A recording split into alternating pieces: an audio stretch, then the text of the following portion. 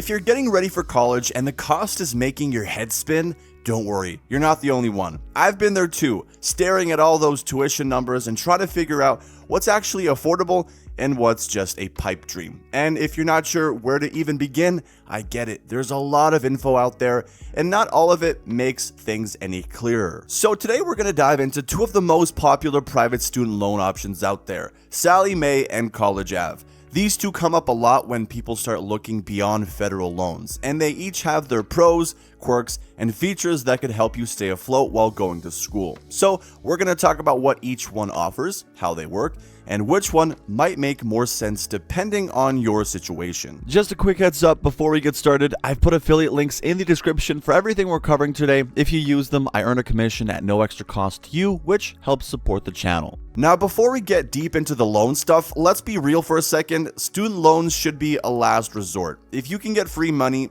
take the free money. That means you want to start with scholarships and grants. Scholarships are usually based on merit, your grades, talents, that kind of thing. And they can come from schools, nonprofits, businesses, or weirdly specific niche groups.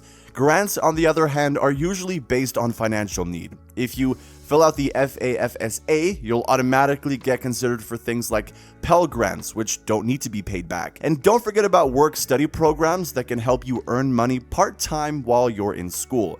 And a lot of the jobs are pretty flexible around your class schedule. But if that's still not enough to cover your costs, and let's be honest, it probably won't be, then loans might be where you end up.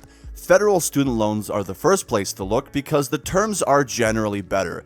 They've got flexible repayment options, income-based plans, and even forgiveness programs if you qualify. The government also helps cover the interest on subsidized loans while you're in school, which is a pretty big deal. Still, sometimes federal loans just don't stretch far enough, especially if you're going out of state or attending a private school. And that's where private loans come in. And that's what brings us to Sallie Mae and College Ave. Let's start with College Ave. Now, this one is my personal favorite for a few reasons. And no, that's not just because I'm an affiliate, although quick heads up, if you want to check out anything we've looked at so far, you'll find the affiliate links down in the description. Using them earns us a commission at no extra cost to you, and it really helps support the channel. Anyway, College Ave is great because the whole process is super straightforward. You can pre-qualify on their site without a hard credit check, which is a big plus. It means you can see what kind of offers you might be eligible for without your credit taking a hit, which not all lenders offer.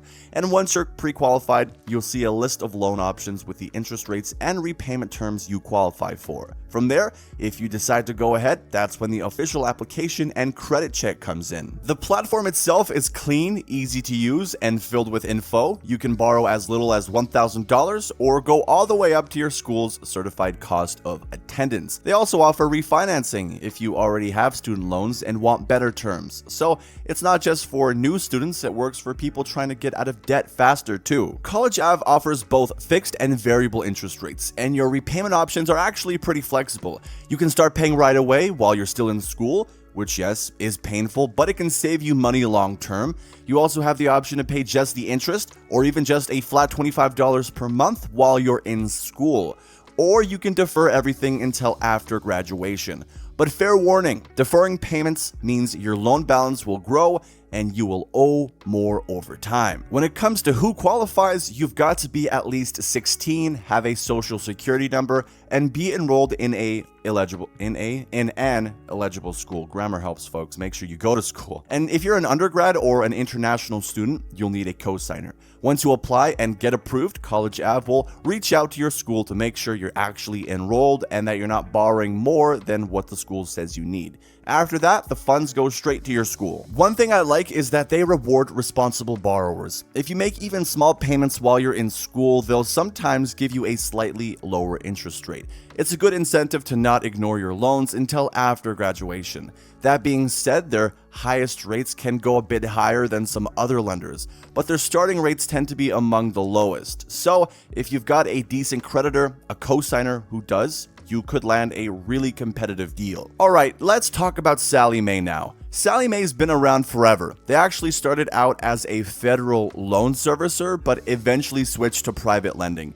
These days, they offer loans for undergrad and grad students, career training programs, even part-time or international students. So, if your academic path is a little outside the traditional box, they've got something that fits. Now, the application process isn't quite as smooth as College Av's. Sallie Mae doesn't offer a pre-qualification tool, so when you apply, it's a hard credit pull from the jump. That means if you're just window shopping for rates, this one might not be your first stop. But if you already know you want to apply and you've done your homework, it's not a bad option. They'll ask for all the basics: name, school info, what semester you're funding, what the school costs, all that. You'll also need to include any scholarships or grants you're getting, and you can add a cosigner if you want. You don't technically need one, but most students benefit from having one, especially if their credit isn't established. A cosigner with good credit can open the door to better rates. After the application, Sallie Mae will give you a disclosure document that outlines your loan terms and repayment options. If everything looks good and you accept, they'll work directly with your school to send the money over. Repayment-wise, Sallie Mae is a little more rigid. You usually get 10 or 15 years to pay back undergrad loans,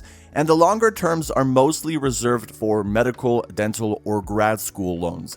Your minimum loan amount is the same as College Ave, $1,000, but they don't really go overboard with repayment flexibility. You've got three options really: pay while you're in school, either interest only or $25 monthly, or defer until you graduate. Not exactly groundbreaking, but it gets the job done. Where Sallie Mae stands out a bit is on the rate side. Their starting rates are often pretty close to what College Ave offers, but their maximums don't climb quite as high.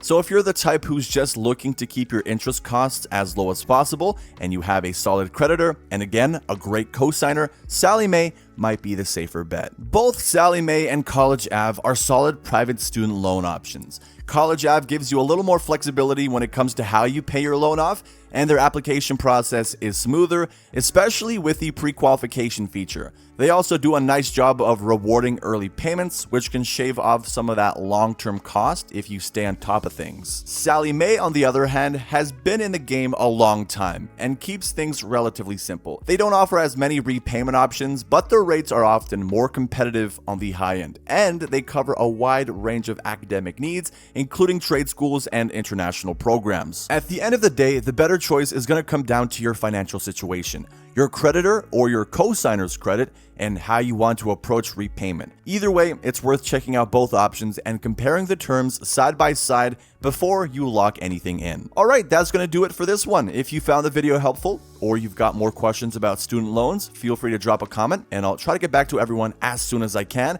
And before you go, you'll find the affiliate links for everything we covered down below. If you use them, we earn a commission at no extra cost to you, which helps support the channel. Thanks for watching as always, and I will catch you in the next one.